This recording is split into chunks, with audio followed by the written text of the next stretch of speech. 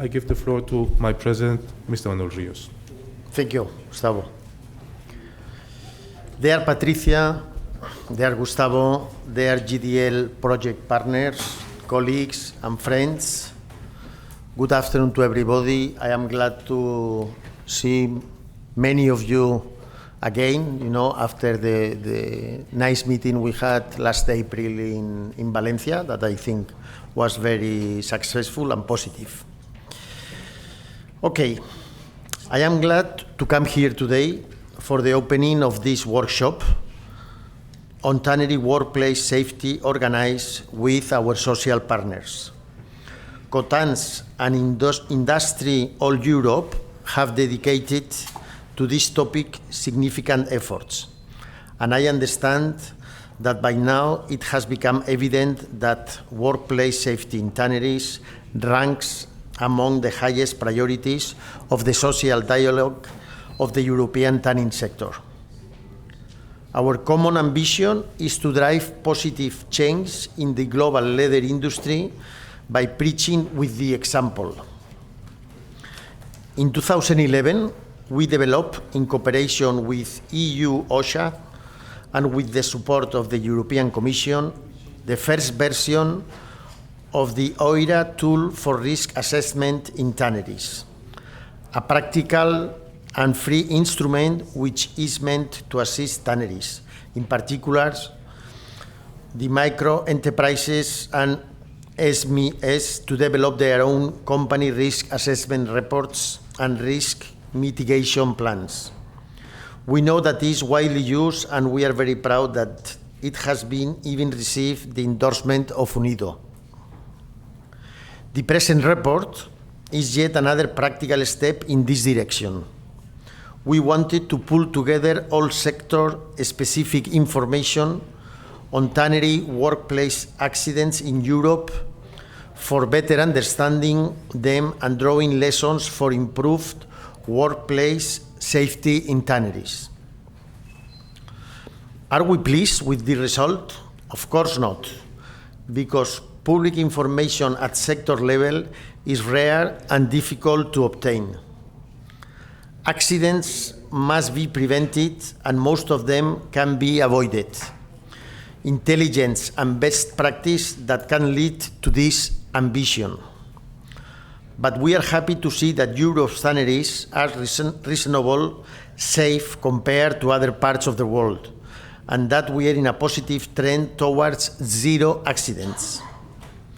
We hope that other countries will follow our example to make tanning a responsible and transparent industry. Dear Patricia, dear Gustavo, the floor to you now. Let us share with our stakeholders where we are. I hope that this exercise and the debate today inspires further action in the leather industry for increasing tannery workplace safety. Thank you to all you. Thank you, Patricia. Okay, thank you. Thank you very much, Mr. President. Let me to introduce myself. I am Patrizia Pitronacci. I'm Italian, but I am represent here the Industrial European Union because there is a very great delegation coming from Italy with my colleagues from FEMCA, CISL, and FILTEM CGL. But now here I represent the European Industrial Union. So that's why, and I say, of course, good morning to everyone and welcome back after the summer break. I'm very sorry that neither Judith Kirton Darling, the Deputy Secretary of Industrial currently, and not Espel Hatward, the Senior Police Officer on Industrial, will be able to be with us today in the workshop, because unfortunately European commitments did not allow both of them to be here, and apologize on their part. But I have a message from Judith, care from me, to read from her. So, they're all. I'm sorry not to be with you today at Linea Pelle for this important social partner workshop on occupational health and safety. Being safe at work is a priority for trade unions, and I am proud that we are working together as European social partners on this issue. We want the European tanning and leather industry to lead in the best practice when it comes to occupational health and safety, and that means both sides coming together, employers and workers' representatives, to ensure that workplaces are safe. Transparency is the first step, and it's good to see employers sharing important information on occupational health and safety. But information shouldn't just go one way, and workers and their representatives should be comfortable and confident in raising issues on health and safety to management without the fear of repercussion, and confident in the knowledge that issue will be resolved. Trade unions are committed to working on health and safety, and I wish you a successful workshop this afternoon. Thanks to Judith. Now I have the floor to the Secretary General of COTANS, Mr. Gustavo González Quijano. Thank you. Thank you.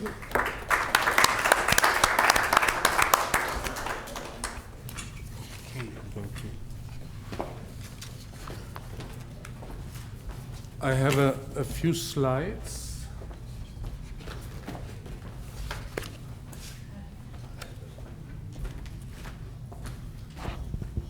Yes, that's it. And so I think I'm going to be able to go through the slides today. First, I suppose that you know who I am. I am the Secretary General of COTANS, which is the European Leather Industry Association. It is an umbrella organization. Who has as members the national associations of tanners and dressers of the European, of Europe, actually, because not only of the European Union, because we go beyond, we have also with us our UK colleagues. And this umbrella organization has at European level a social sectoral dialogue. You know the social dialogue at national level, that is what the employers' organizations do with the trade unions.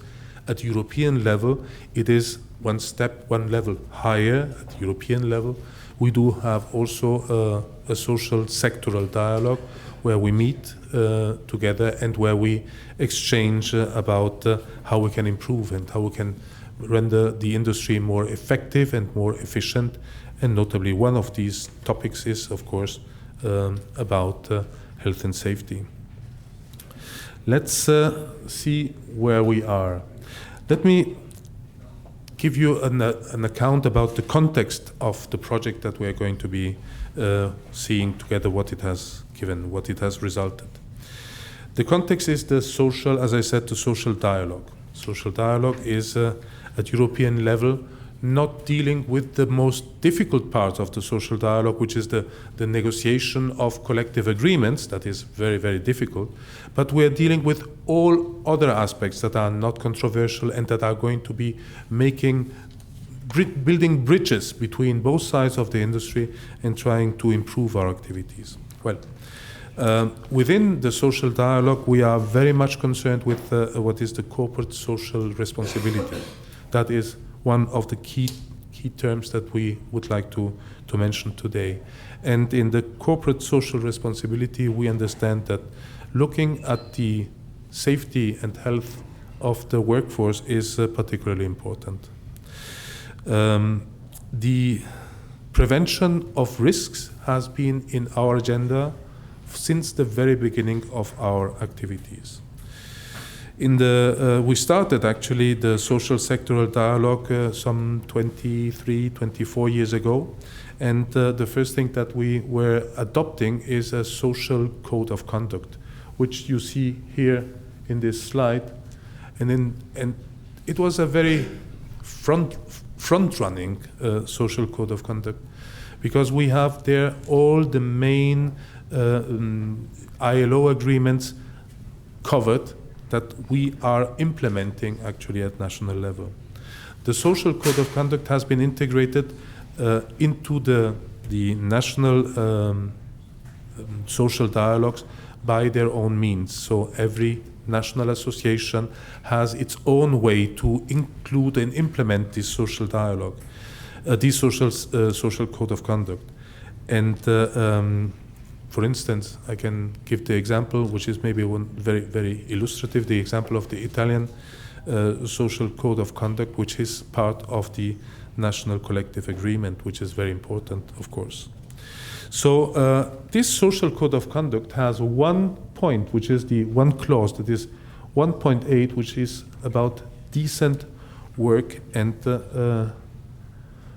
working conditions. And there it specifies that health and safety is a priority that needs to be taken into consideration. It is not an ILO convention. It is a separate clause that has been added since the very beginning in our social code of conduct to be taken into consideration. And since then, it has always been on our agendas from the beginning. So we are not dealing with health and safety once and let it go. No, we have been working on health and safety for years, for 25 years now, and have achieved quite a lot of things together.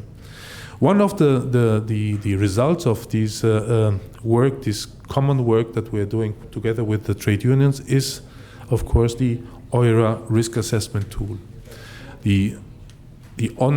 What does it mean? This acronym of OIRA means Online Interactive Risk Assessment, which is a strange acronym, but it is a tool that can be accessed by anyone in the world for free. And through this tool, you can select the sector in which you want to develop as risk assessment of your activities.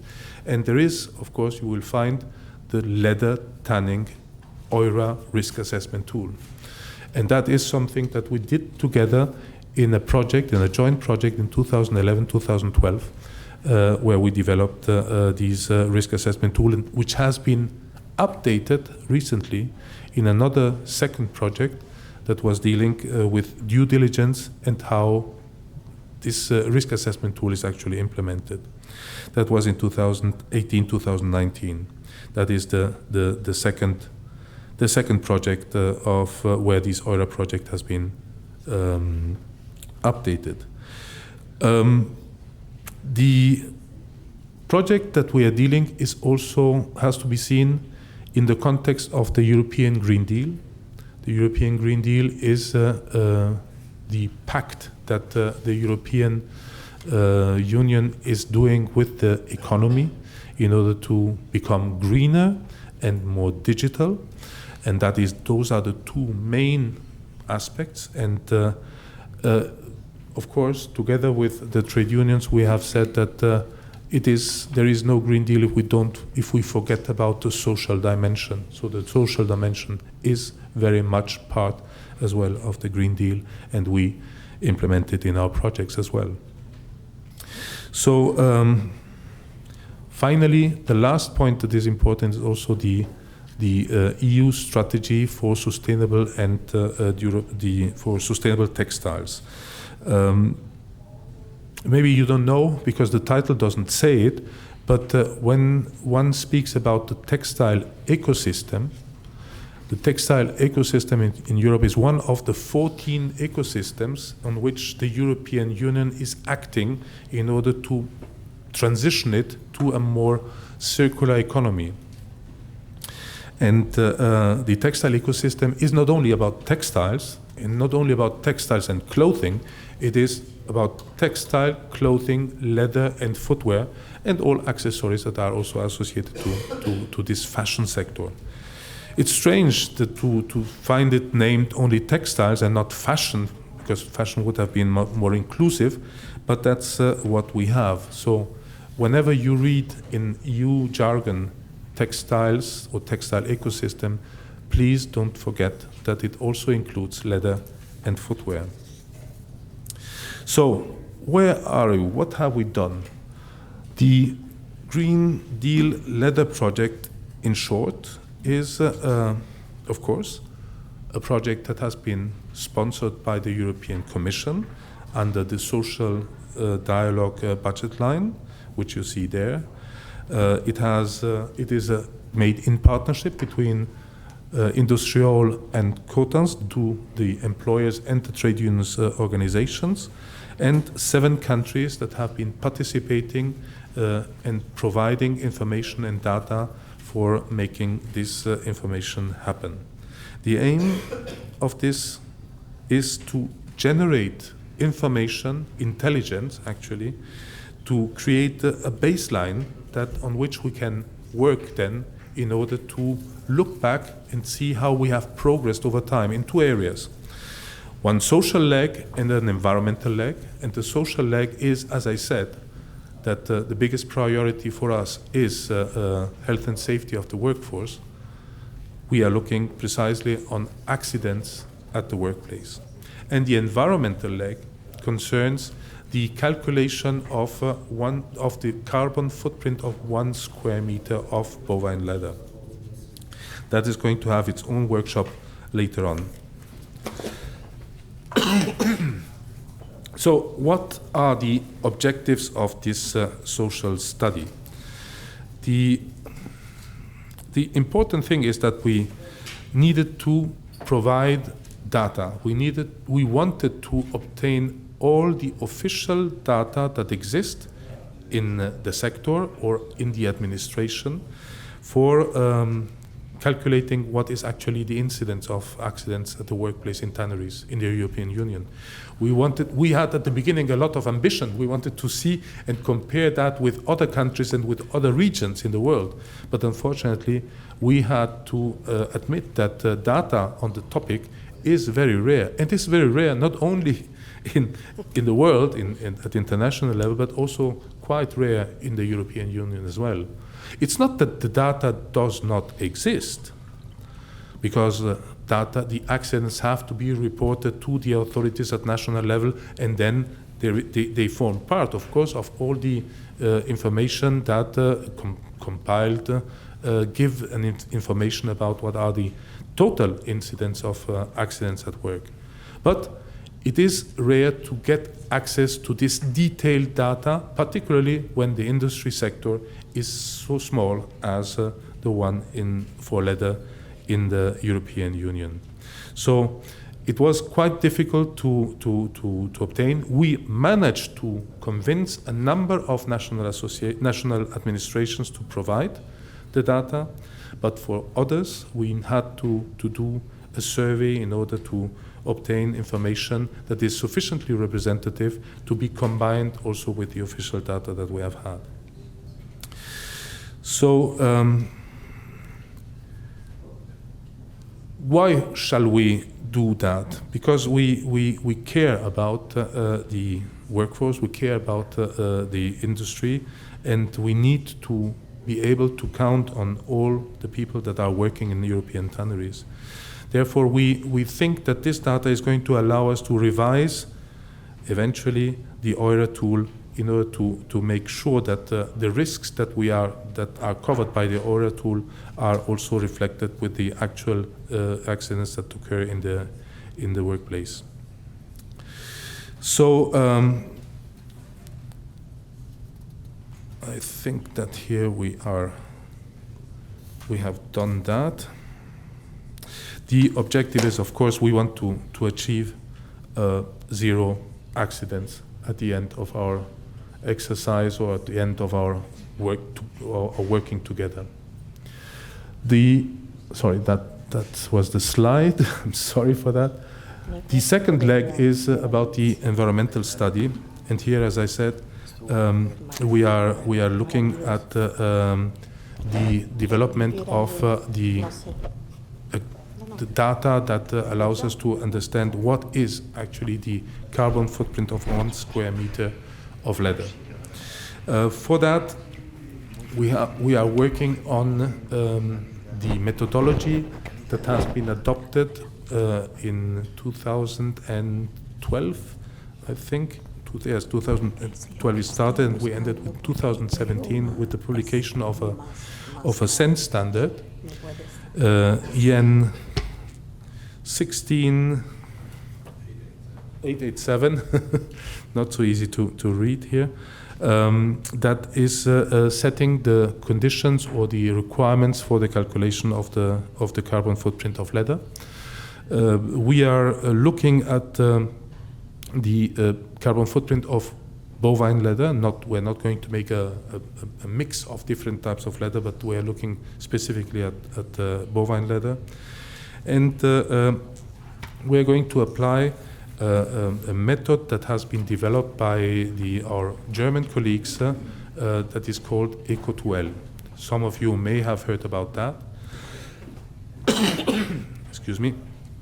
But Eco2L is one of these tools that allows companies to calculate the energy consumption for the production of leather, and therefore we are going to be using this tool in order to ensure that all the data are completely harmonious and can develop the calculation that allows us to understand what is actually the carbon footprint of 1 square meter of leather. It is important to mention that this sense standard is not looking at the entire supply chain. The sense standard starts at the tannery gate and starts at the slaughterhouse gate and ends at the tannery gate. But it has the ambition to be a cradle-to-gate calculation method.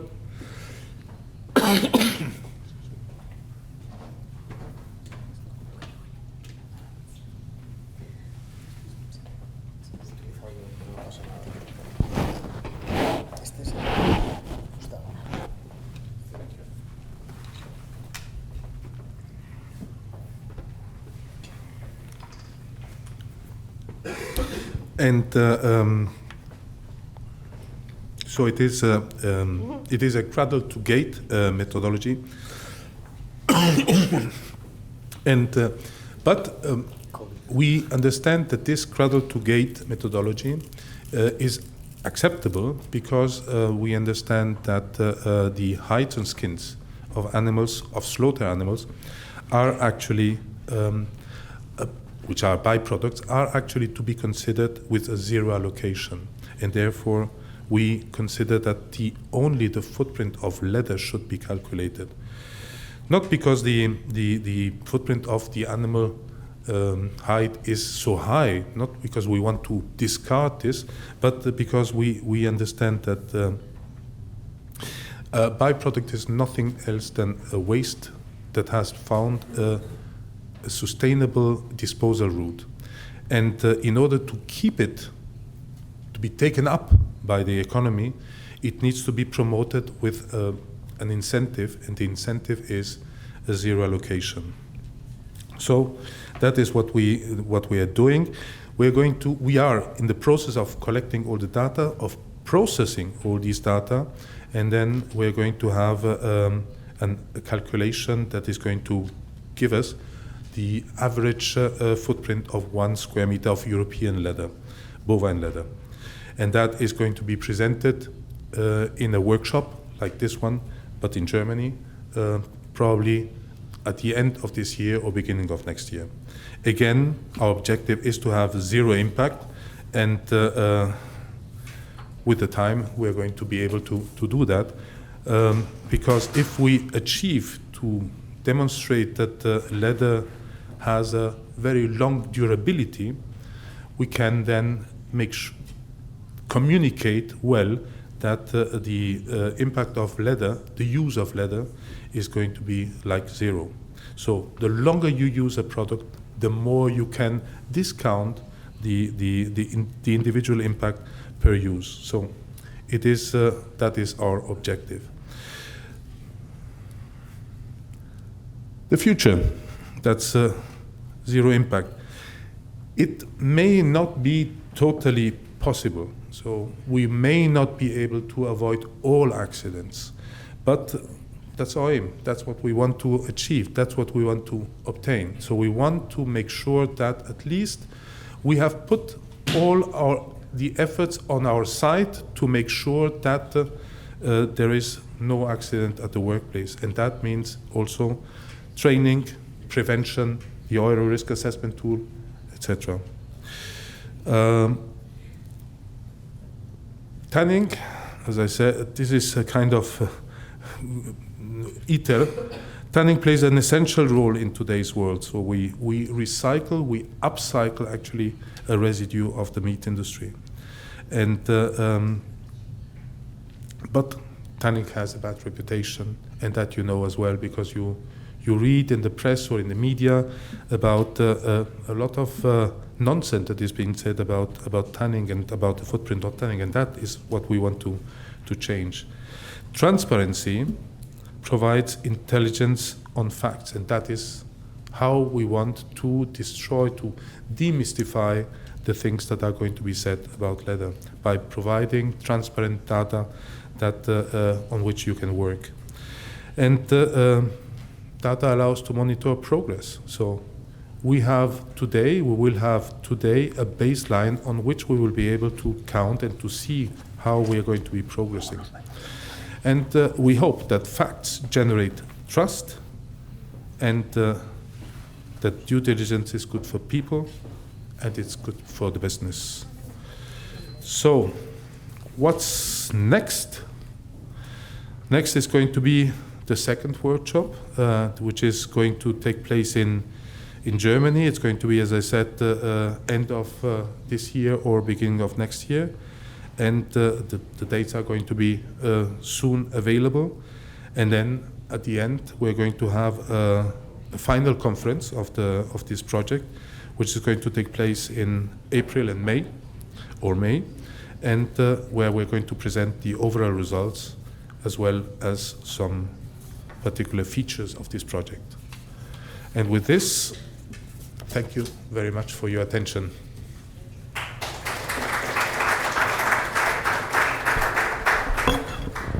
Yes. Thank you. Thank you, Gustavo. Thank you, Patricia.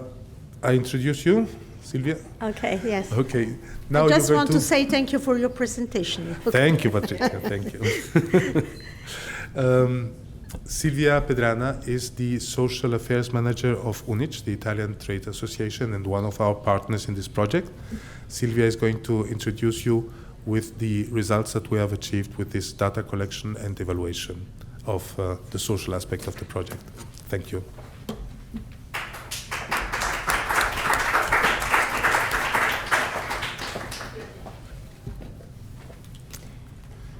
Good afternoon, and it's a pleasure for me to be here today and to present the result of the study on accidents and injuries at the workplace in the European tanneries. The study was carried out in this European project, social dialogue project.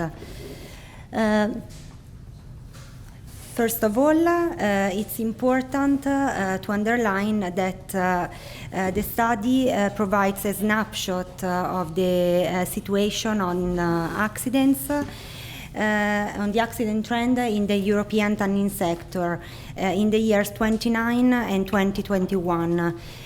We didn't take into account 2020 because of the COVID pandemic.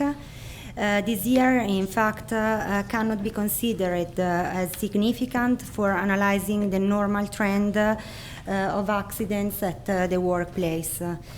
It's important to underline that the analysis is a starting point. It's a reference base for the future investments aimed at continuous improvement of health and safety conditions by companies in the sector. First of all, let me make a few remarks regarding the methodology used to carry out the study. The study reports an analysis of the accident data recorded with the aim of providing the broadest possible picture to facilitate risk reduction and management actions.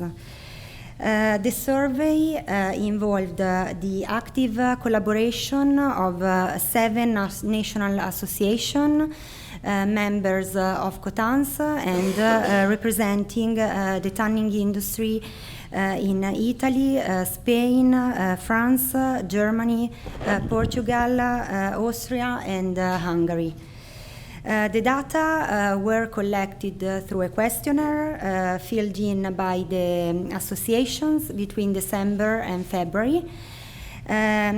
Data collected are based on data provided by the National Statistical Institutes and, as in the case of Portugal, through the collaboration, the active collaboration of the member companies, representing the 50% of the national total. The data collected at national level were then aggregated at European level. These allowed the compilation of data of a highly significant sample, representing the 99% of the European tanneries, the 95% of the workforce, and the 93% of the turnover. We think this study is a very useful body of knowledge in order to adopt increasingly effective prevention and protection measures. In the collection of data and in the next analysis, we had to face some difficulties. In some countries, because data very often were unavailable and not so specific. And also at European level, the data were not available for the tanning sector. And another problem concerned the inhomogeneity in the availability of the data for the comparison. What we expect for the future, since this kind of analysis is very interesting and useful, we expect easier access to data because it's important for associations to work on these such important issues. The more information we have, the more the sector can improve. Before going into the details of the analysis, it's important to give you a brief socio-economic overview. The European tanning sector employs more than 34,000 employees in more than 1,500 companies, with a total annual turnover of 7 billion. The majority of employees are concentrated in the 35-55 age group, around 57% of the total. But the younger age group is also well represented, with around 1 in 3 workers under the age of 36. The overage 55 remains significant, but is smaller, with around 17% of the total workforce. European workers account for almost all workers in the tanning sector. The 10% of workers are non-EU origin. Regarding the gender breakdown, we see a woman occupying the 25% of the workforce in a share that is progressively increasing on average.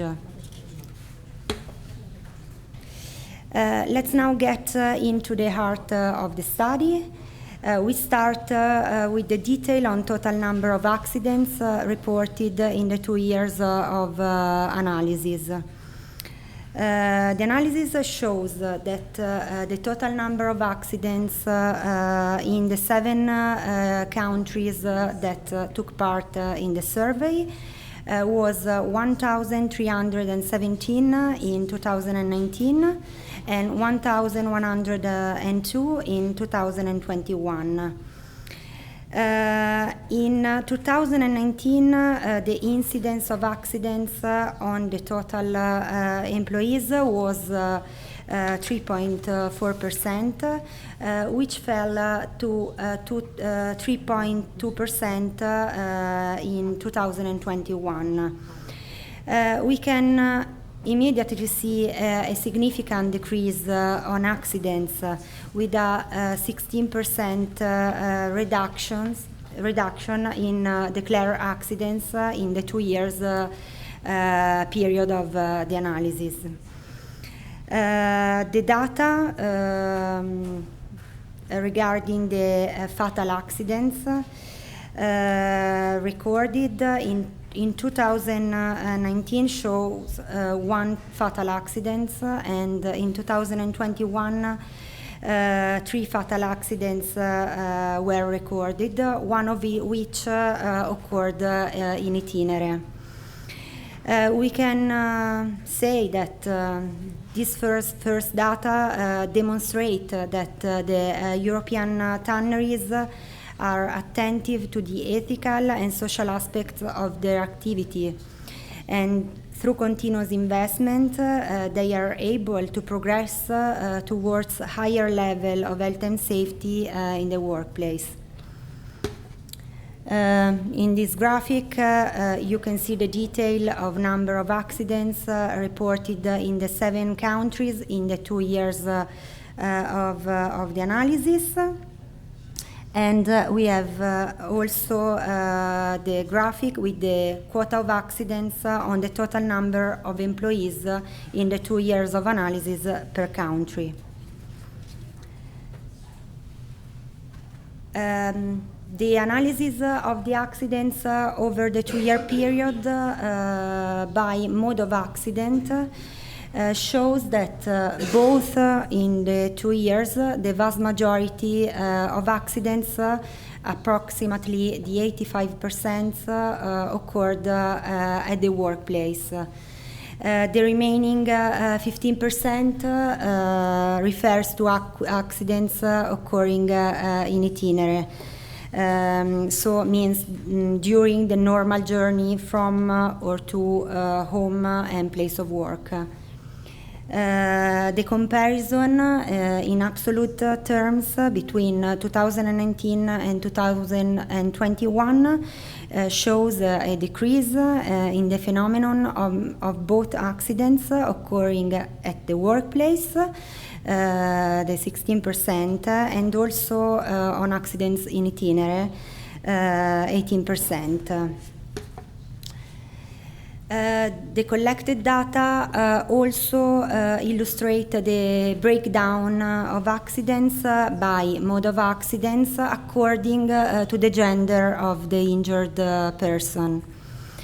As mentioned before, female personnel represent around 25% in the European workforce. Although there has been an increase in the number of female workers over the years, given the number of activities that requires a specific and particular physical strength, it has been very difficult to achieve full parity in the number of employees.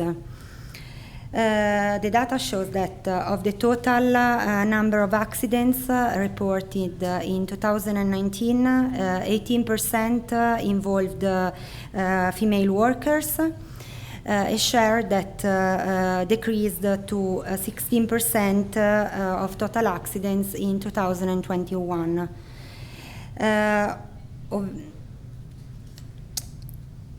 The comparison between the 2 years shows a significant decrease in the number of accidents involving female workers. In absolute terms, minus 28% of accidents reported at the workplace and minus 5% of accidents in itinerary. Of course, the majority of accidents are referred to male workforce.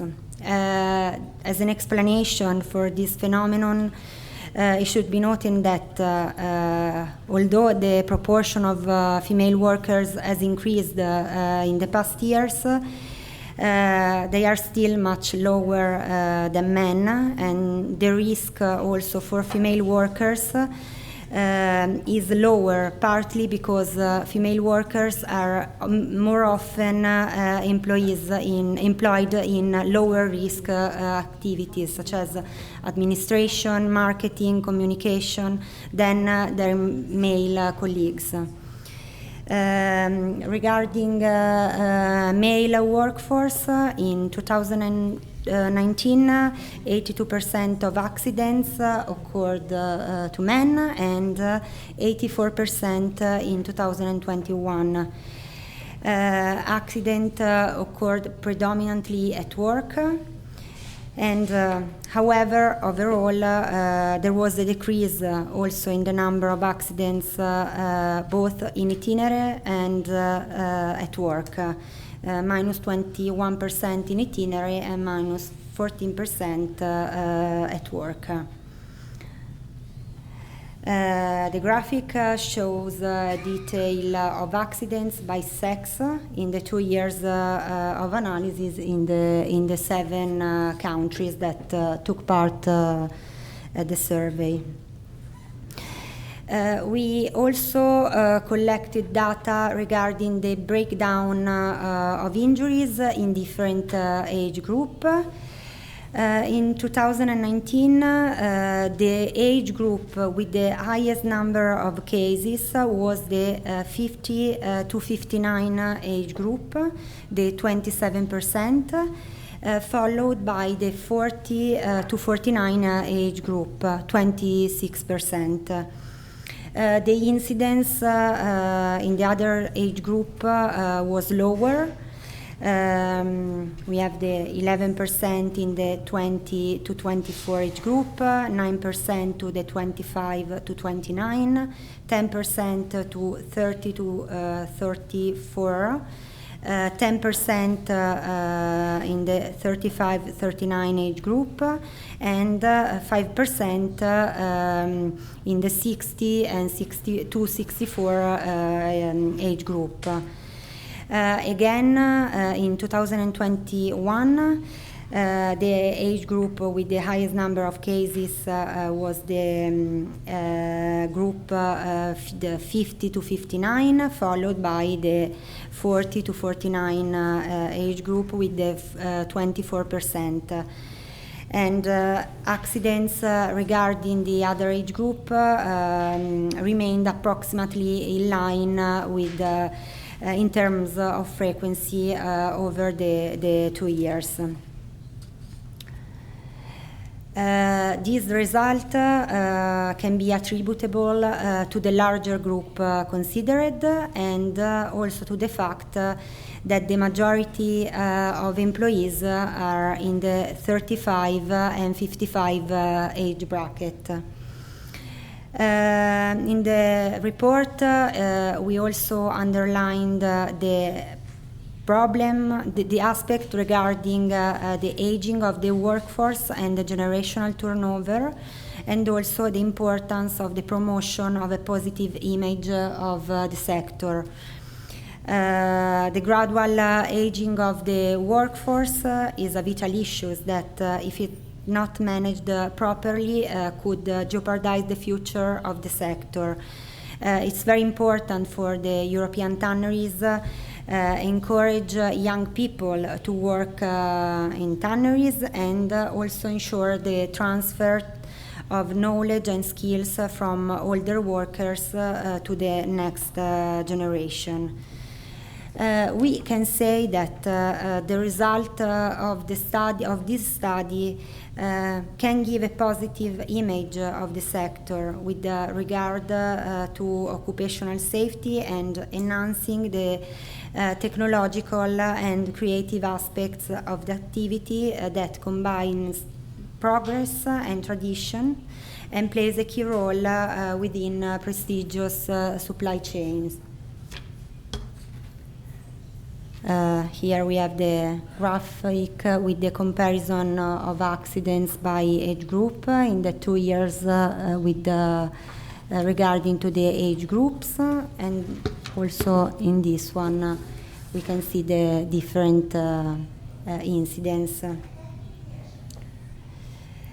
The data we have collected also allows for an analysis of accidents based on the geographical origin of workers.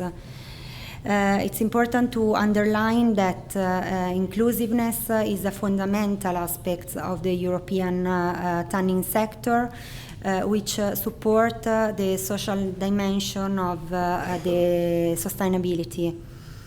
Even if the vast majority of workers came from Europe, about 90%, the integration of immigrant workers is an important feature for the sector, and the contribution of the workers from non-European countries it's fundamental because they contribute to ensure the future of the sector. In both years of analysis, we see that a third of the accident involved workers from outside the Europe, while in the remaining cases involved the majority involved the European countries.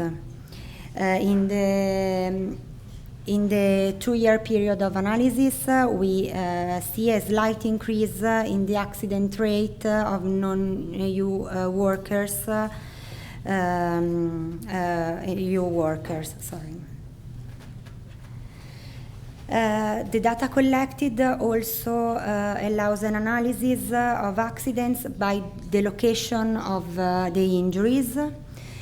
Over the entire period, most of the injuries concerned the upper limbs, 47% in 2019 and 40% in 2021, followed by lower limbs, 17% in 2019 and 19% in 2021. Also considering the particular nature of the tasks performed by tannery workers, it emerged that where more detailed data were provided, the specific location of injuries was the hand. Almost half of the upper limbs injuries involved the hand.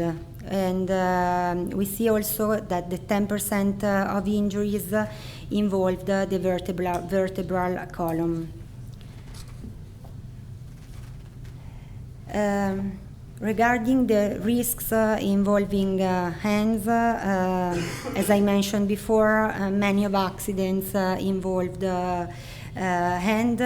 In the tanning process, there are some mechanical operations that foresee the use of specific machinery, and the use of the hands in this operation certainly expose them to risks.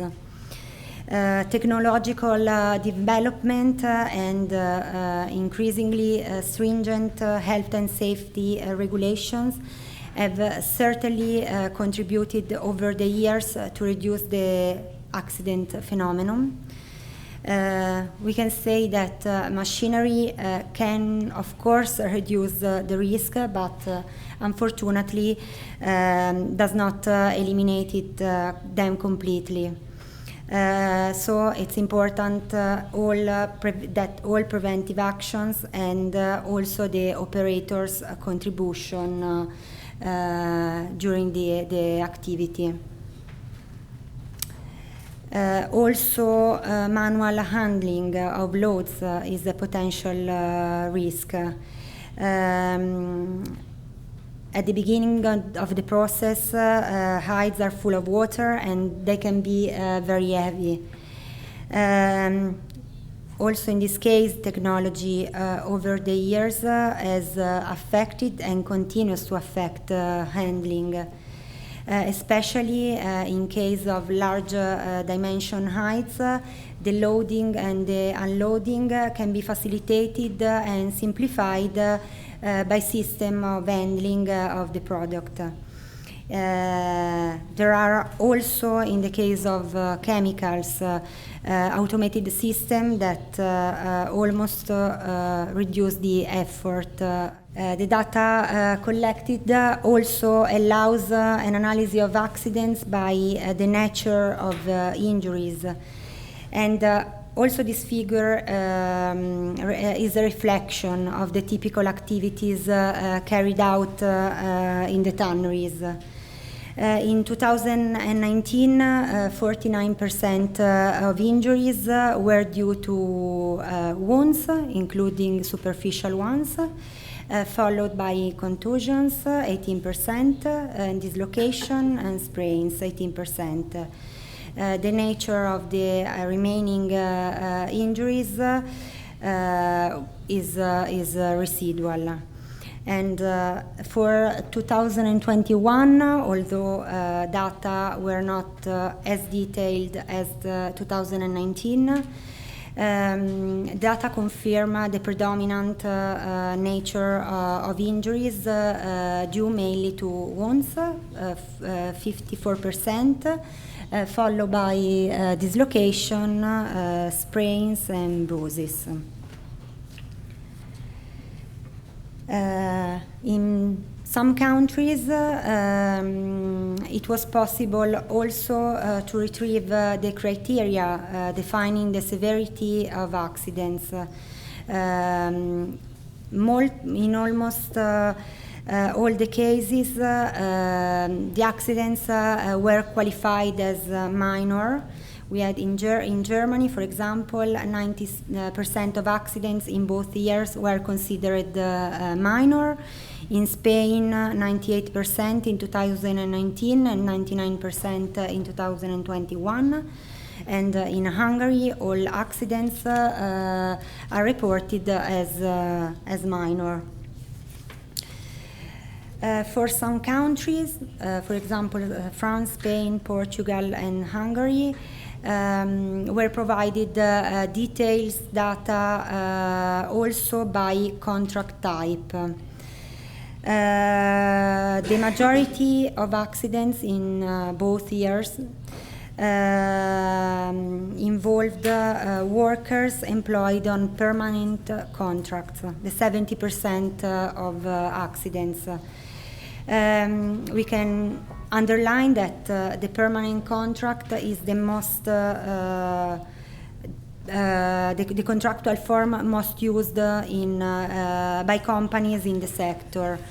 And this figure, I think, reflects organizational structure of European tunneling companies, which are characterized by general stability and demonstrating once again that the commitment to create consolidating working relationship with the employees. I have the detail of accidents by contract type.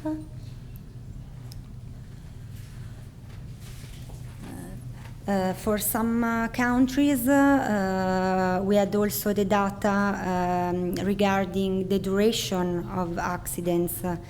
In Spain, the time lost for majority of accidents, 27% in 2019 and 38% in 2021, was between 8 and 14 days.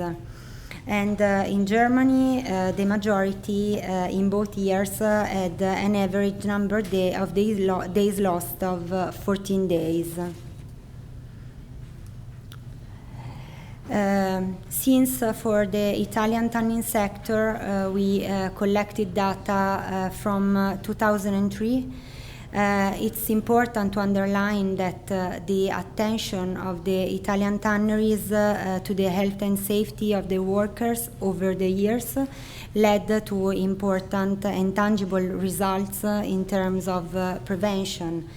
This is also demonstrated by the data of INAIL, the National Institute for Accidents Insurance at Work, which officially monitors these trends. The number of accidents in Italy has been on downward trend. We see a decrease in absolute terms between 2021 and 2019. The decrease is of 21%, and between 2021 and 2003 of the 60%.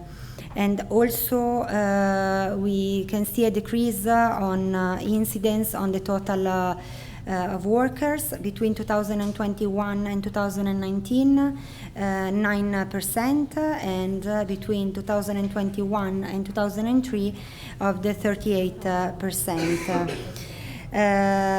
It's important also to underline that in 2021, 23% of the reported accidents occurred in itinere, and this incidence was of the 16% in 2003. I'm going to conclude my presentation with the conclusions and recommendation. I start with a quote that I think is very effective. A safe working environment is the fundamental prerequisite for doing business. It's only on the basis of respect for people's physical and psychological integrity that all subsequent personal development activities can be thought of. Although the study shows a gradually improving situation, accidents at work are still a reality in the industry. And as I said at the beginning of the presentation, the analysis is a starting point which must be evaluated and improved through measures that encourage future investment. The result of the study, as I said before, give a positive image of the sector with regard to the commitment of European tanneries to health and safety at the workplace. At the level of social dialogue, it's essential that health and safety issues are treated and addressed with great care. The continuous improvement of the level of health and safety is the common objective of the social partners. A strategic role is played by prevention, which implies involvement of social actors, institutions, and also of the workers. European tanneries are investing in continuous safety training. That is one of the key aspects for the reduction of the accident phenomenon. How prevention can be implemented? I think by increasing the frequency and the quality of inspection, and also by spreading and consolidating a safety culture through training, developing risk awareness, and promoting responsible behaviors by all those who work within companies. Companies, of course, must implement all measures to ensure the maximum safety at work. Training activities contribute to raise workers' safety awareness by reducing the risk of accidents and improving the health and safety knowledge. So investing in workplace safety is fundamental for every companies, and in addition to reducing the risk of workplace accidents. A safe workplace helps prevent risk of injuries, provides employees with a serene environment, increase motivation and a sense of belonging, increase efficiency and productivity. To conclude, I show a very short video that very effectively summarizes the result of the study. Can I go?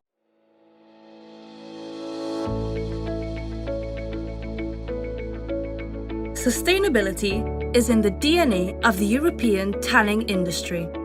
Its sustainability does not only rely on the absolute quality of production processes, but also the outstanding skills of its workforce. Indeed, the success of European tanners is based on the competences of a human capital composed of 33,500 employees, of which 25% are women, their open doors to non-EU workers, who represent 10% of the total, continuous vocational training, and the transmission of skills, where 57% of employees are between 35 and 55 years old, and help transfer know-how to the next generation. And above all, the ability of tannery workers to satisfy cultural needs by creating beauty. Social dialogue between workers and employers in European tanneries is another element of their global competitiveness. This fruitful collaboration demonstrates a real concern for ethics that yields continuous improvements in products and greater efficiency in processes. This translates into ever-increasing attention to all aspects of workplace safety, both on the shop floor and on the way to work. In addition, massive investments in technology and prevention contribute to the safety of every phase of work. Safety is also secured thanks to appropriate and necessary personal protective equipment. With 1,102 accidents in 2021, the incidence of accidents at work in the European tanning sector's workforce is 3.2%. Serious accidents are rare. In 2019, wounds, including superficial cuts, accounted for 49% of injuries. They concerned mainly the upper limbs, 47%, with half involving hands, 23%. From 2019 to 2021, accidents have decreased by 16% for both males and females. 53% of accidents are recorded in the 40 to 59 age group, which is also the largest in the sector's workforce. Like any working industry, tannery work is physical, but in Europe, workers are protected and rewarded. European tanneries offer good jobs and long-term contracts. They promote workers to realize their full potential, express their talents, and take advantage of career opportunities. The European tanning industry is a sector of excellence. Tanners respect and promote the value of their workers. They involve them in a business project that creates wealth and contributes to building a better future. To achieve these objectives, European tanners are committed to continuously invest in risk prevention, personal protective equipment, and education and training. Remember, there is no sustainability without workplace safety. European leather for the world.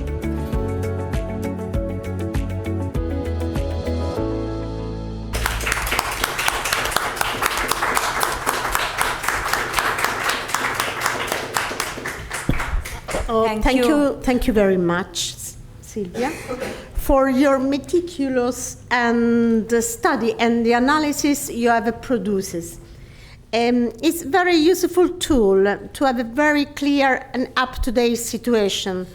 And it is important for those who are present today to know data beyond those of Italian tanneries, and whoever succeeds best always remain training and social dialogue. Thank you very much, Silvia, for your say.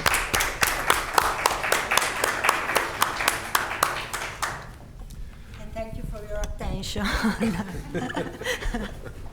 Yes, thank you very much, Silvia. That was a very interesting presentation. I understand that it takes a little bit of time to digest all this data. It's not so easy to get these data integrated in our minds in one simple go. But of course, this presentation is going to become available to all of you, and the video, the infographic video as well. Now we are coming, Patrizia, to this question and answer session, where you are going to have the floor, actually, where you are going to be able to make your comments and ask your questions.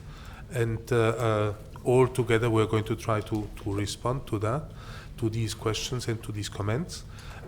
Just I remind you, you can speak in your language. I'm going to summarize your question or your comment in English, so that we have the flux in English all in one go.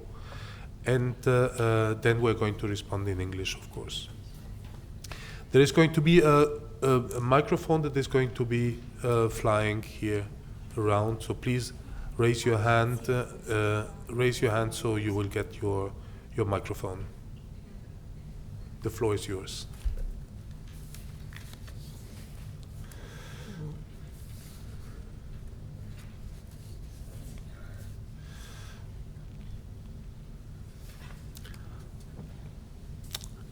It's a difficult topic, of course. Now, or maybe everything was so clear.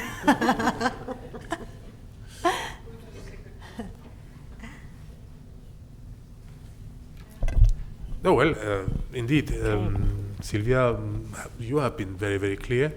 I think that what needs to be highlighted is that, well, there is an absolute figure. We're about 1,000 plus accidents in the European tanning industry, and that is obviously too much.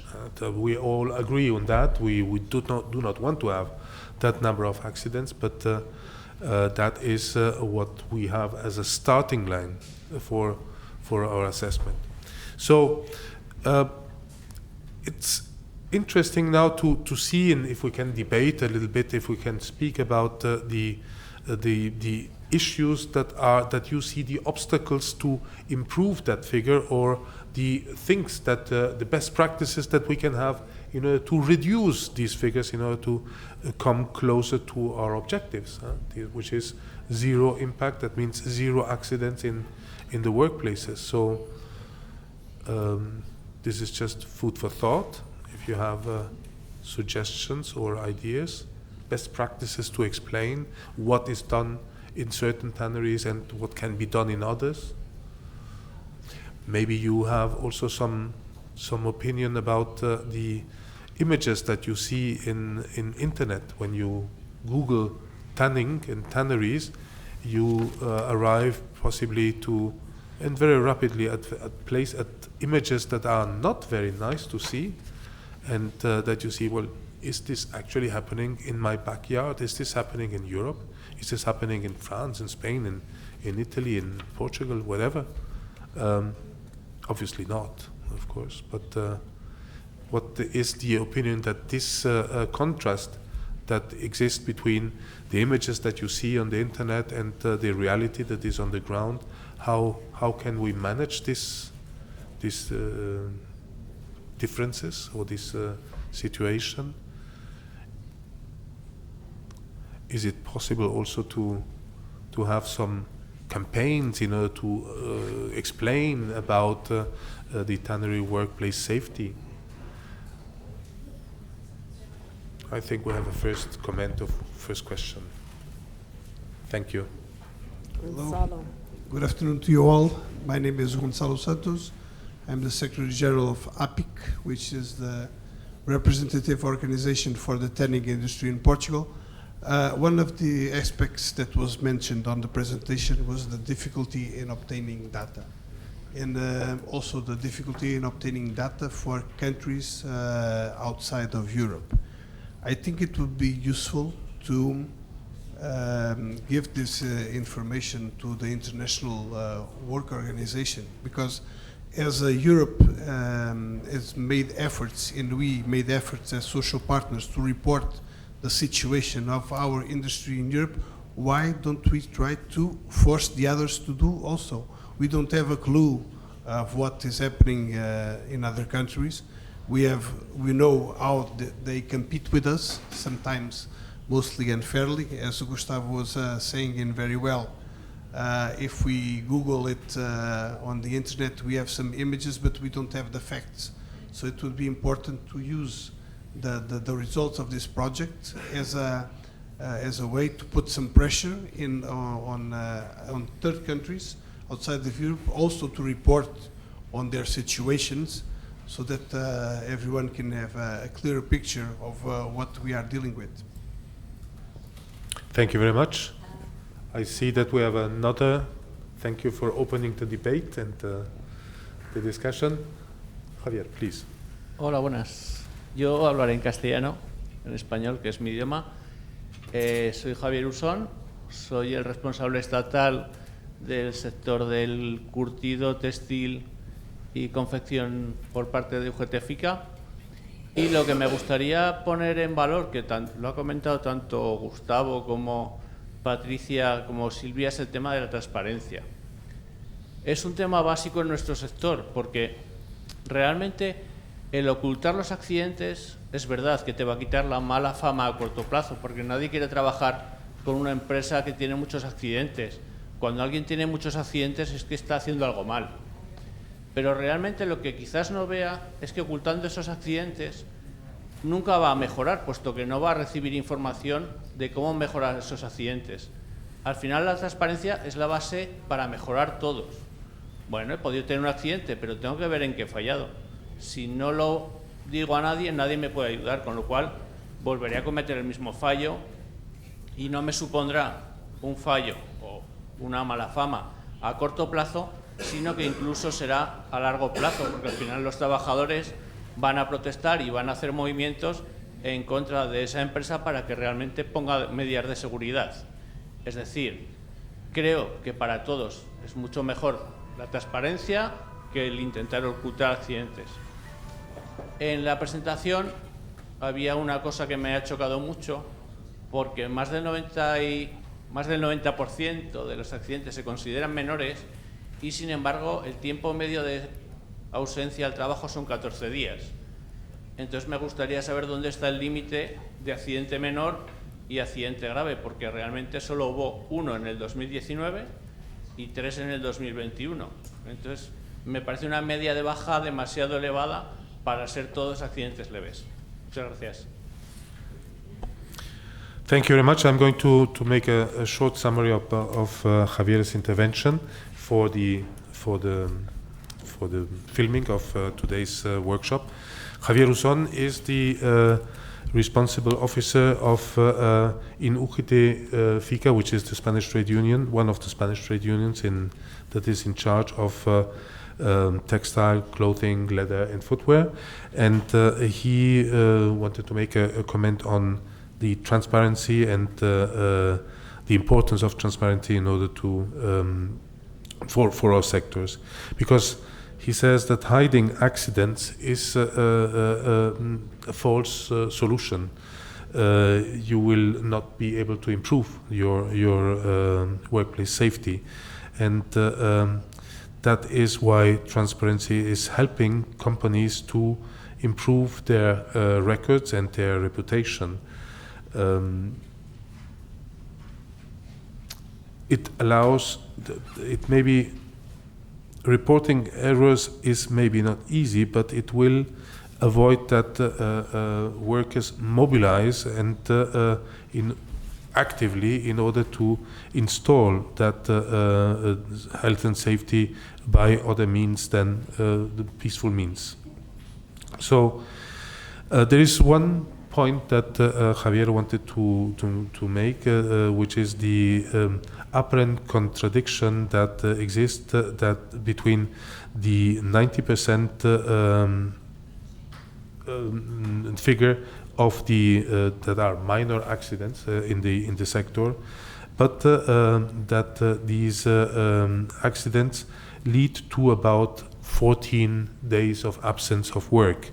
So how can this be reconciled? 90% of accidents are minor or easy, while they lead to an absence of work that are from 14 days. So yes, it is an average, and averages are difficult to understand because we do not have the details of all the accidents. But it is true that 14 days of absence of work is a long period of time, and unfortunately, and I'm looking also at Silvia or at my colleagues in the room, we do not have a clear understanding about what these accidents actually are. We do not have the detail of the number of accidents. We know that there are wounds, superficial wounds, etc., with regards hands, but there are also some accidents at the lower limbs that can be also some when you slip and you break your leg. That can lead to quite a long absence from work, I can imagine, or maybe some injuries, which has also been reported on the back in the vertebral column.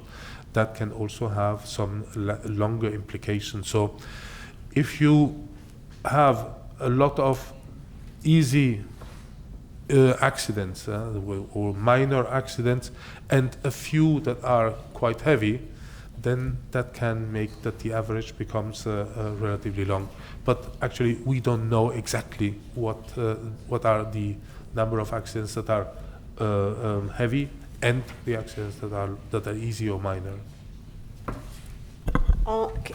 I know that yes, my Italian colleagues would like to add a few things. We start with the Antonella Maggio, please. Antonella, over there.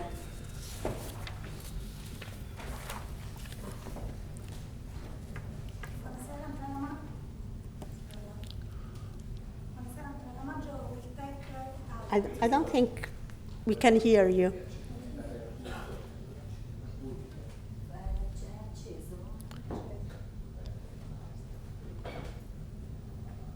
Pomeriggio, Antonella Maggio della Wiltec Italia. Mi volevo collegare a quanto ha detto il collega Spagnolo per mettere a punto un altro tema, che è quello della responsabilità che devono avere le aziende per quanto riguarda gli infortuni sul lavoro. Cioè responsabilità soprattutto per quanto che noi poi come sindacato dobbiamo sollevare questa responsabilità per far emergere un percorso che porti a 0 morti sul lavoro.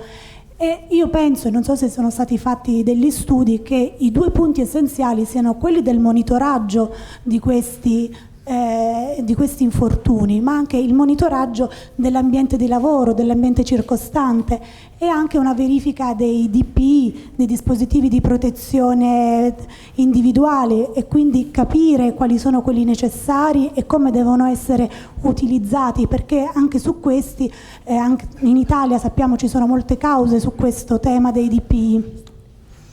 E quindi è un tema che deve essere monitorato ed analizzato. Un altro tema fondamentale per far sì che ci sia una responsabilità aziendale penso che sia quello della formazione.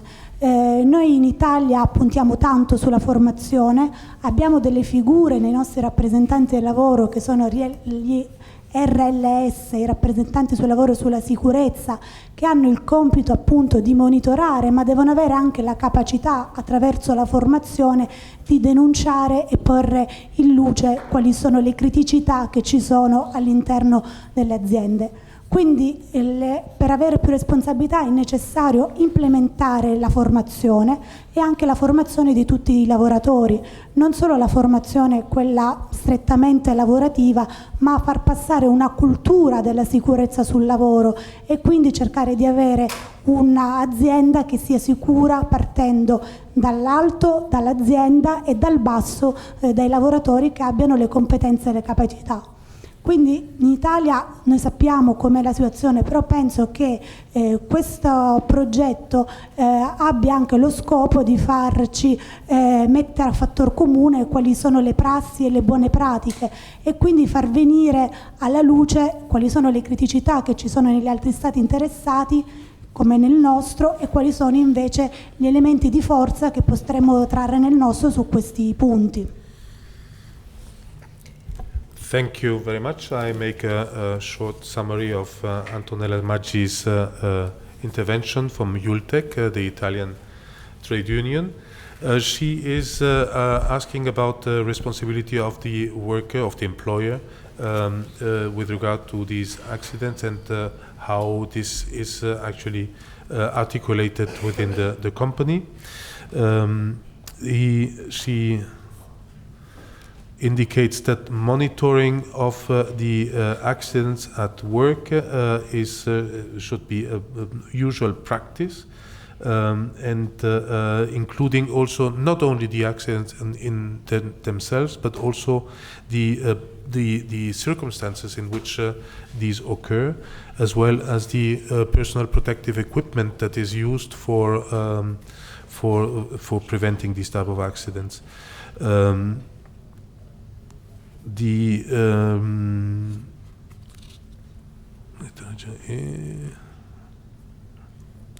The responsibility of the company lies also with regard to the training, and in Italy there is a particular figure in the company that is the RMS, which is the workers' representative for health and safety, and that a person should have the capacity to denounce situations that are that create risks for the workers, and this person needs to be also trained in order to have the sufficient skills to exert his duties. I think that this.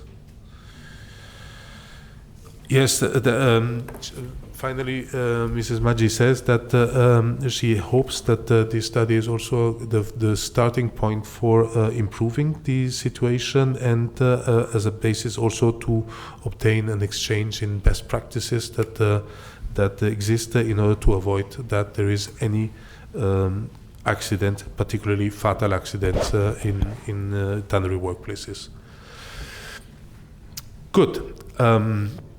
Yes, that's training is actually a responsibility of the company that needs to provide training, and that is also, if I'm not wrong, part of the collective agreement that exists in Italy and in other countries. So that this is something that you can ask, that you have the right to ask in order to obtain this training.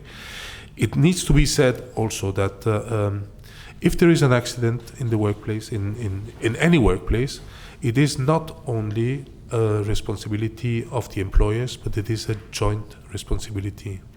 It is very often that some preventative measures have not actually been implemented correctly or fully by the workers as well. So I don't want to shift now the responsibility from one to the other.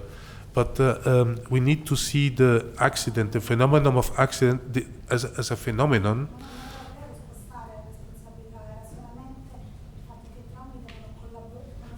Yes, you are right. I understand. You have not indicated, wanted to put the emphasis on the responsibility on one or the other parties. Absolutely, but.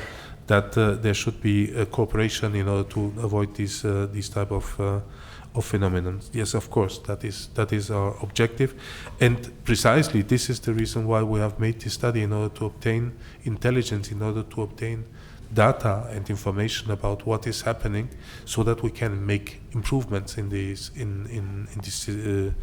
situation.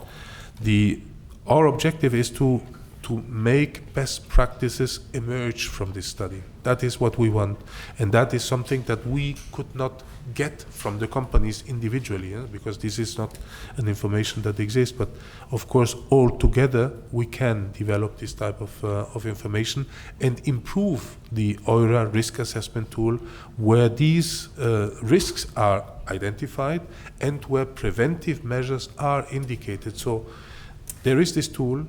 Let's try to make the best out of it, and of course try to by working together and by discussing these data, not only at European level in this workshop, but also at national level, where you are closer to the phenomenon than at European level, where we can all make an improvement, a step forward, a step towards this zero accidents that is all the objective of us all.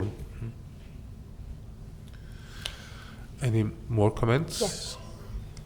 Please.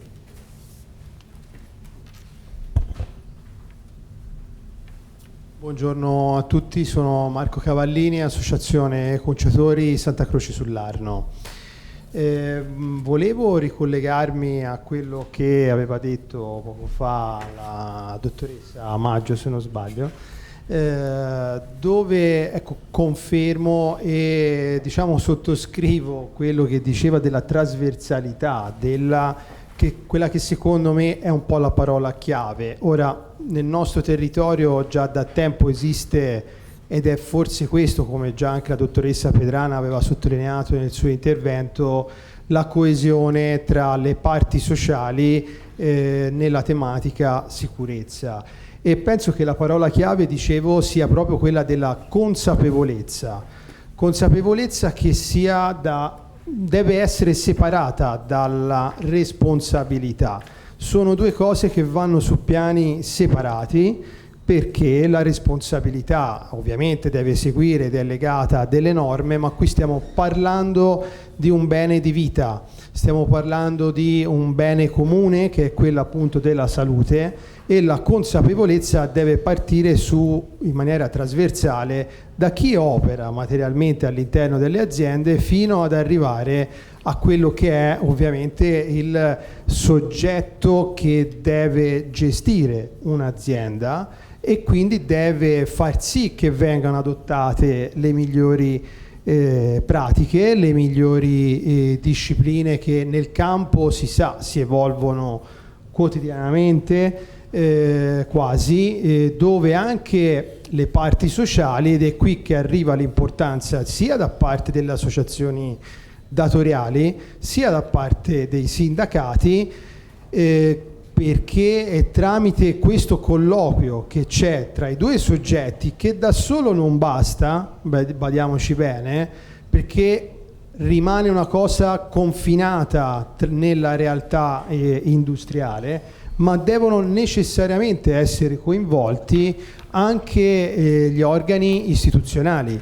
Quindi, come nel caso della raccolta dei dati è stato coinvolto appunto l'INAIL, idem nell'ambito applicativo deve essere coinvolto per forza anche la prevenzione dei luoghi di lavoro, quindi le ASL, parlo a livello ovviamente italiano, e credo che l'importanza e l'attenzione sia sempre maggiore in maniera proporzionale se andiamo a guardare le realtà dei singoli territori in cui si opera. Anche noi nel nostro piccolo come distretto toscano Conciario sono state applicate negli anni molte linee guida che sono state concordate insieme ad Assomac, quindi l'associazione dei costruttori, insieme alle ASL e validate poi dalle regioni, nel nostro caso Regione Toscana. Queste linee guida poi so bene che sono state anche esportate in altre regioni, parlo per esempio della lavorazione del Pichel, che è quella che è stata presa poi a riferimento anche da altre regioni italiane. Quindi torno a sottolineare consapevolezza, però anche a livello territoriale l'attenzione sui singoli distretti, perché ogni realtà industriale ha le sue peculiarità. Lo vediamo noi nel nostro piccolo, quella che è la realtà conciaria toscana, che è fatta di piccole e medie imprese, dove il numero medio di dipendenti è di 12-13 dipendenti, rispetto, lo prendo solo a titolo esemplificativo, a quelle di Arzignano, quindi del distretto Veneto, dove invece i numeri sono ben maggiori. Qui che cosa incide? Un discrimine ben diverso tra i due nell'applicabilità della norma, perché una cosa è scrivere procedure per 10-12 dipendenti, su cui poi direttamente anche lo stesso datore di lavoro e le figure preposte a fare ciò, cioè l'RLS, il preposto, che ora ha assunto molta più importanza a livello, non voglio usare la parola responsabilità, ma di gestione di quelli che sono i reparti, per poi arrivare anche a dover pensare a dover estendere questa cosa a livello di distretto e perché no ancora superiore. Comunque faccio i complimenti per il lavoro fatto, gli sforzi profusi nella raccolta di questi dati, che sicuramente possono essere un'ottima base da poter portare anche all'evidenza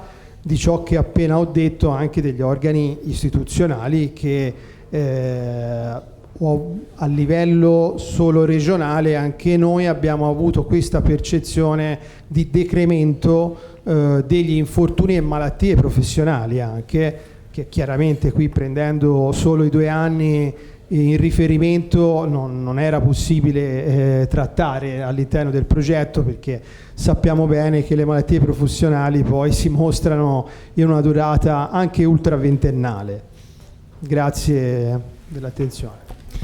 Thank you very much. I'm going to try to summarize what you have said. It's not going to be easy because you have been very, very, very long. Marco Cavallino, it is correct? Cavallini. You are coming from the Tannery district of Santa Croce Sularno, and you have you put emphasis on the key word that has been mentioned, that is the cohesion or the working together between the social partners, and which is very, very important. And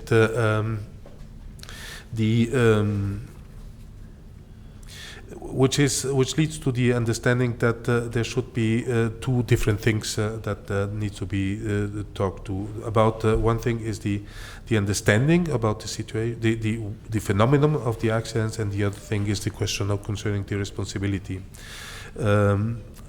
Here in this workshop, we are talking about something that is very, very important for all of us, which is the good, which is life, and therefore also the safety and health of the people, and it is the objective of this work to improve this good by applying the best practices. The social partners together in dialogue should therefore remain involved together with the institutional actors that are also applicable here, which are in Italy INAIL or the ASL, the ASL, and which have also their word to say and can contribute to the improvement of the situation.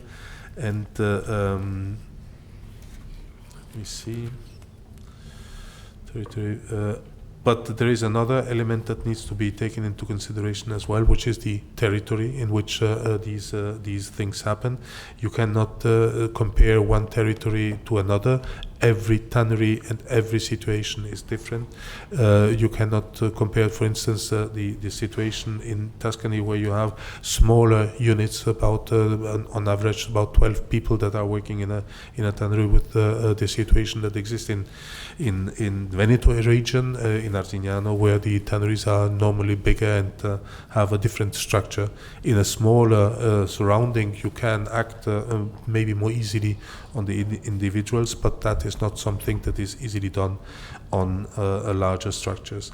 You finalize by saying thank you very much for the work that has been done, and you hope that this work can help as well in the discussions that will take place at national level.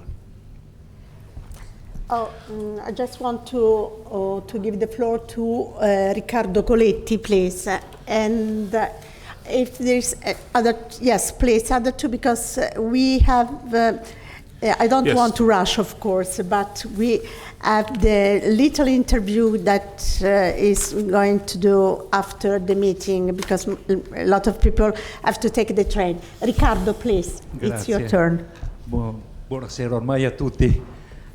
Ma io volevo esprimere grande soddisfazione perché ho avuto anche la fortuna di partecipare a diverse riunioni che sono state fatte con Gustavo, con tutti noi, insomma, per cercare di capire il percorso. Insomma, io vorrei fare due accenni specifici, uno relativo alla questione della sicurezza, perché io ho avuto la fortuna o sfortuna di studiare chimica e lavorare nel campo della chimica, per cui molte cose anche sui rischi, sul rischio zero, non le abbiamo mai riscontrate. Insomma, c'è la gestione del rischio, questo sì. Ora è necessario capire come noi interagiamo all'interno delle attività produttive, come si fanno gli accordi, come vengono gestiti anche dai contratti di lavoro. Anche qui c'è una grande considerazione sul fatto di quello che è stato presentato da Silvia, insomma, il fatto di un abbattimento progressivo, cioè la costruzione di una consapevolezza più ampia rispetto a questa cosa qui. Ecco, c'è una questione che va anche gestita e parla di sicurezza, l'utilizzo di imprese e di cooperative all'interno delle attività produttive, mettendo i lavoratori in una situazione non di formazione, o piuttosto di difficoltà di comprendere l'attività a cui... Ecco, gli appalti sono una parte fondamentale della gestione delle imprese, perché poi non ci possiamo lamentare del rischio o rischio zero se poi utilizziamo dei lavoratori di altre imprese all'interno di attività produttive che non hanno una formazione adeguata. L'altra cosa che va curata dentro l'aspetto organizzativo, noi lo stiamo riscontrando, tanto più si fa una polivalenza, la polivalenza per noi equivale a una professionalità che ovviamente deve essere riconosciuta dentro questo processo, perché l'invecchiamento che noi abbiamo all'interno delle attività produttive è un invecchiamento progressivo, c'è poco un ricambio generazionale.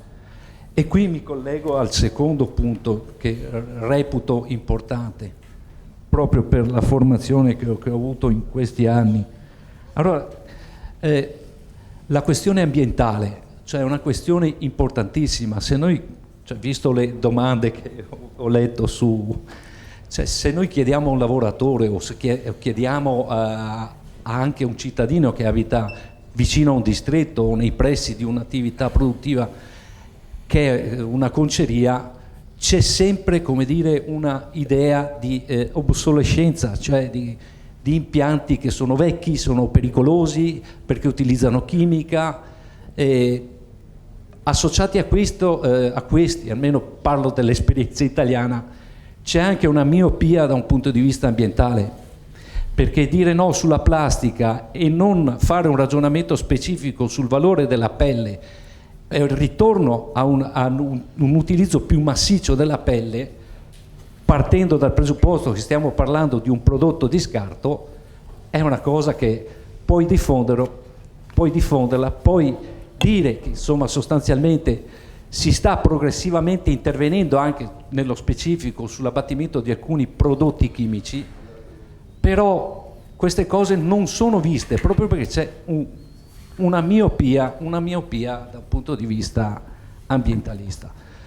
Ecco, su questo vorrei collegare anche due questioni che non ci aiutano, ma che ho sentito spesso Gustavo calcare la mano su questa cosa. Cioè, il fatto che il sistema REACH o comunque le soluzioni che possono essere adottate a livello europeo ovviamente fanno ragionare sulla riduzione di alcuni prodotti importanti, il cromo esavalente piuttosto che tante altre cose. Non si possono dare dei tempi specifici su questa cosa qui, ma deve essere associata, come dire, una ricerca specifica per trovare le alternative, deve essere associata anche, come dire, un intervento anche economico dalla comunità europea, perché a noi le date non ci interessano, ma ci interessa trovare le soluzioni ai problemi. Per trovare le soluzioni ai problemi c'è un percorso specifico da fare e noi ovviamente dobbiamo avere il tempo per farlo. Le aziende in questo caso, perché devono fare degli investimenti, è noi che siamo a rischio che se un'azienda non ottempera a quello che viene imposto può anche chiudere. L'ultimo ragionamento che voglio fare è che dobbiamo tenere monitorato anche i grandi marchi come si stanno muovendo sulle acquisizioni, perché spesso per avere una tracciabilità del prodotto, ed è uno degli argomenti che abbiamo, cioè, almeno ho avuto l'opportunità di sentire bene, il sistema di tracciamento è importante. I grandi marchi stanno già lavorando su questa cosa qui, stanno acquisendo pezzi di filiera, tra l'altro concerie dal Veneto, Santa Croce sull'Arno e come dire a Solofra, e questa è una cosa per noi preoccupante, perché tanto più si comprime questa cosa qui, più ovviamente si fa dumping utilizzando, come dire, o lavoratori che non hanno professionalità o lavoratori che devono avere un costo più basso, e tutto questo si ritraduce in una come dire, in un aumento di quello che potrebbero essere gli infortuni. Ecco, il lavoro che è stato fatto è apprezzabile e sono stato fiero di partecipare assieme a voi. Grazie. Grazie Riccardo. Thank you very much, Riccardo. Riccardo, what is the family? Fictam CGL. Yes, but il nome di famiglia? Riccardo is name. Yeah. Colletti is surname. Riccardo Coletti from yes. the Italian trade union Filchem. Fictam CGL, yes. He, thank you very much. You expressed your gratitude for the presentation that has been made and for the work that has been developed, and you appreciate it in particular because you are a chemist, and so you understand more than others what is here involved. You wanted to make 2 points, one on the safety and the other one on the environmental aspect. On the safety, you were saying that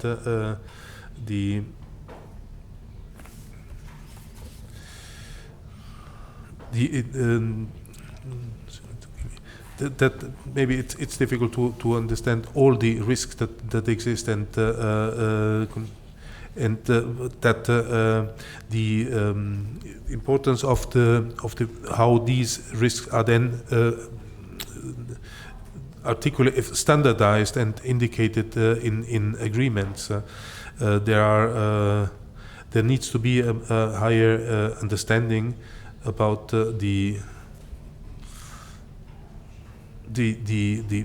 these risks, so that they can lead to a reduction.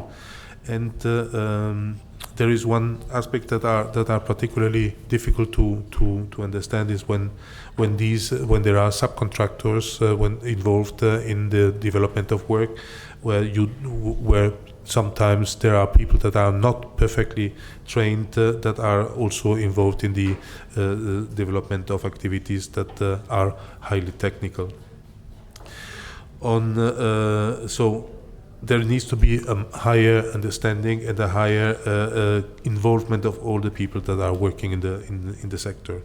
On the environment, you indicate that there is a big contradiction, because there are people that when you ask people in surrounding a tannery what about they think about the environmental aspects of a tannery, they are not really very clear, because on one hand they express their negative to use plastics, but then they do not necessarily support a natural material that is the valorization of a residue of the meat sector.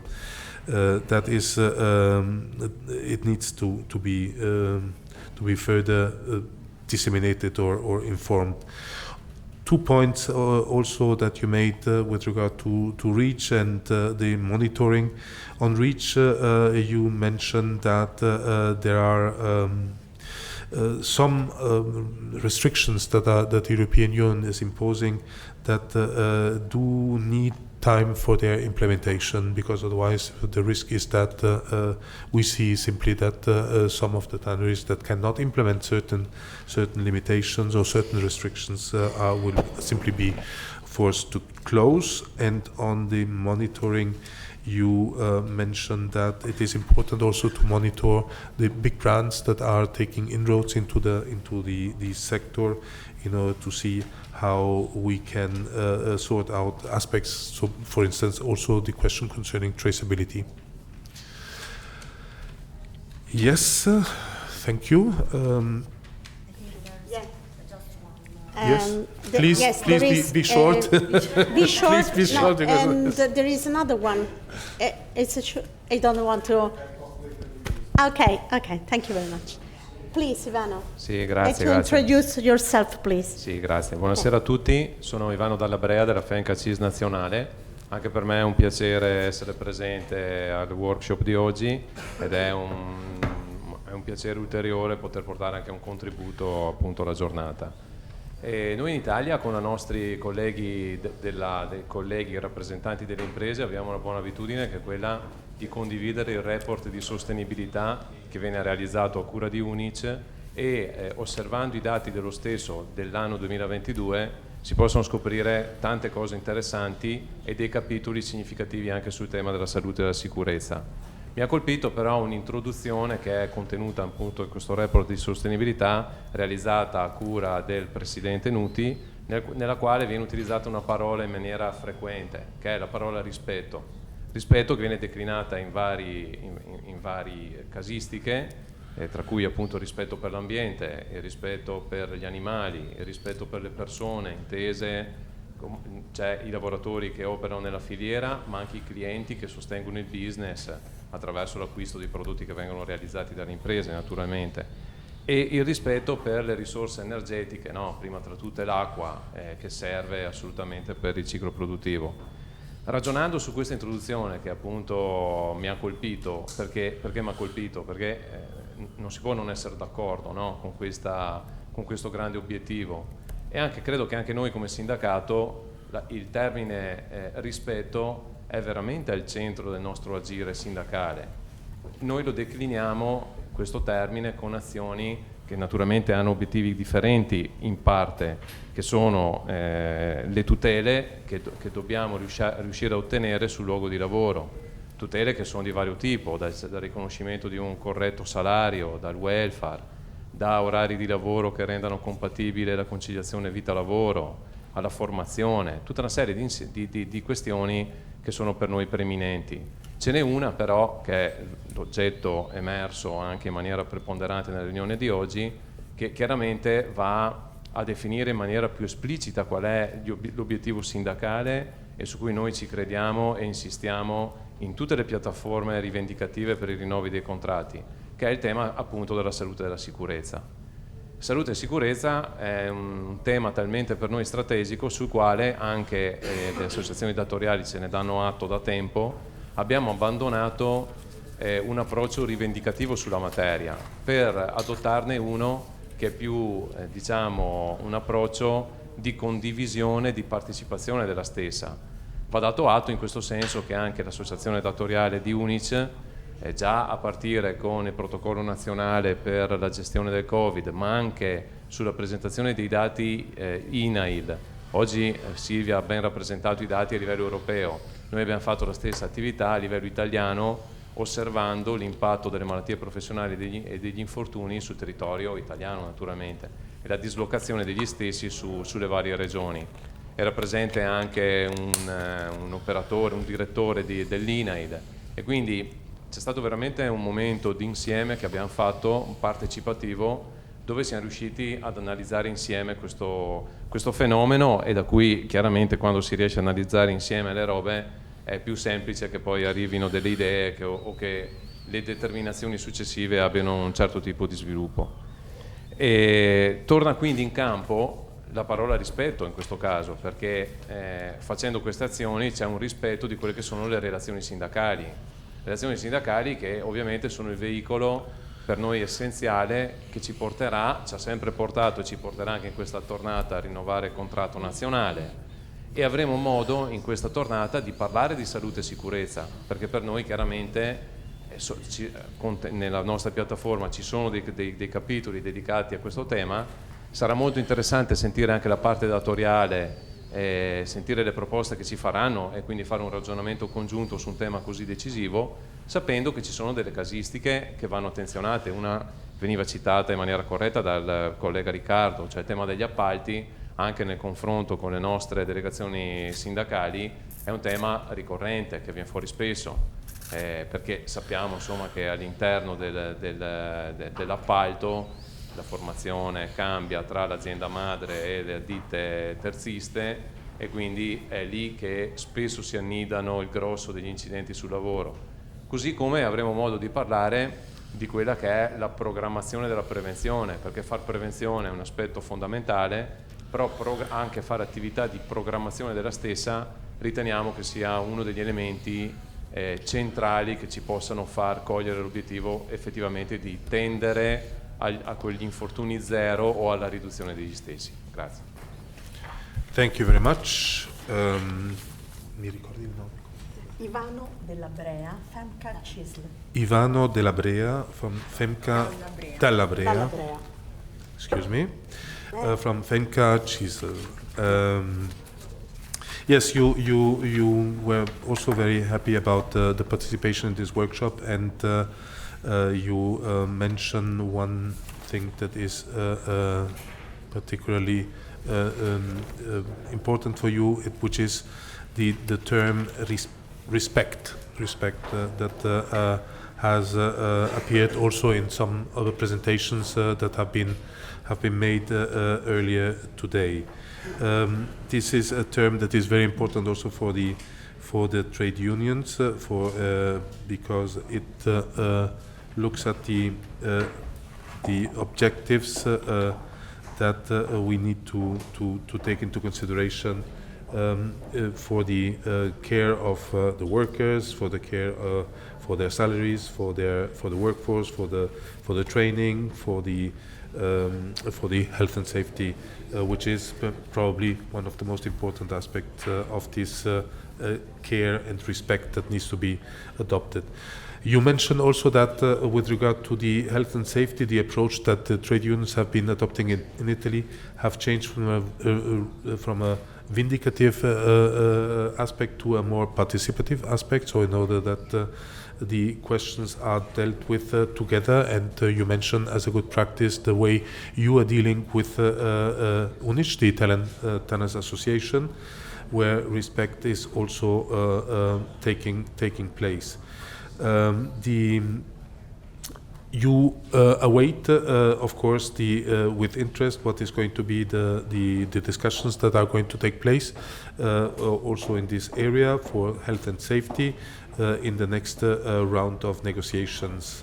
One thing that you wanted to mention as well is the question concerning the subcontracting, where this is a recurrent issue that needs to be addressed with care, and particularly take into consideration the most important part, that to prevent accidents and to arrive to our objective of zero impact, which is the prevention, that needs to be a central or key role. Thank you. I think that we are coming to an end. Yeah, if there are no other questions, I have to say it's difficult for me to speak in English because I'm Italian, so I need to talk in Italian. But anyway, I'm doing briefly a conclusion because it's not only difficult, but it's very arduous. Anyway, briefly, first of all, thank you very much coming here. And maybe it was it's better to do a workshop longer than this, because 2 hours maybe is too short. Anyway, workplace in safety in tanneries ranks among the highest priorities for the partners of the social dialogue of the European leather/tanning sector. The European social partners, Cotans and industrial European trade unions have dedicated significant efforts and concrete joint project activities to these topics. For example, in 2011, as the President Manuel Rios told us before in his speech, in a cooperation with the EU, OSHA, and with the support of the European Commission, they developed the first version of OIRA tool for the risk assessment in tanneries. The European social partners and their affiliates have continued to focus on health and safety in the workplace. Although the number of reported occupational health and safety issues in the sector is declining, continuous training and monitoring remains essential to keep workers safe in tanneries. As such, social dialogue is crucial in trade unions workers safety. Representative must be able to point out any problems to management, knowing that action will be taken quickly. The preliminary result presented today serves a starting point and a social partner at site level, national level, and European level must work together to bring the number of accidents to zero. The Green Deal project, which is proceeding on a schedule, has provided an opportunity to exchange information and best practice related to the reporting and communication of health and safety risks along the leather supply chain. The collaboration with Cotans and their affiliates has been important for this role, as increasing maintaining openness and constructive dialogue with the employers in the leather and tanning industry. It is vital in ensuring high level of health and safety standard in the workplace. Only by implementing transparency and elevating the quality of a social dialogue, we can aspire to an improvement with regard to worker safety and the environment, but also for the attractiveness of the industry, which has also been something we have addressed with many of you on other occasions. Sincerely, we hope that all tanning and the leather employers follow the good example and start producing relevant data and information on occupational health and safety in the tanning and leather sector. There is much to be done, but this does not frighten us. On the contrary, we came out on this workshop more and more convinced that injury prevention needs to be strengthened, and we are going to stop and continue our path with determination. Thank you for your contribution and for your attendance. Thank you very much.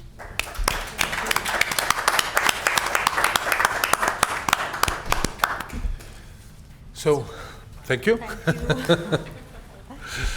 Thank you.